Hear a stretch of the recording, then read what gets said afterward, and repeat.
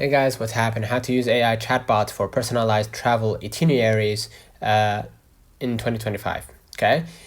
First of all, you can use AI assistant like Gemini, ChatGPT, or Trip Planner AI for recommendations. Next, provide trip details. Share your destination, travel dates, budget, and interests like adventure, food, history, culture, and then get customized itineraries.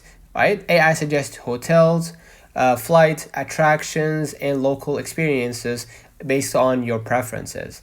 And make sure to retype or modify the answers, right? AI updates plans for weather, delays, or personal changes. So let's have an example in real time. I'm gonna plan a 3-day trip to Tokyo under 1,000 bucks, right? Focusing on food, culture, whatever that might be for you.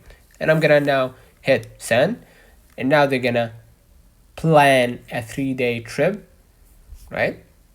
You're gonna be able right here to see that plan, right? And where to go if you have a limited budget. Okay, so basically that's it. Let's know in the comments if this video helped you. Do not forget to like and subscribe. Thank you for watching.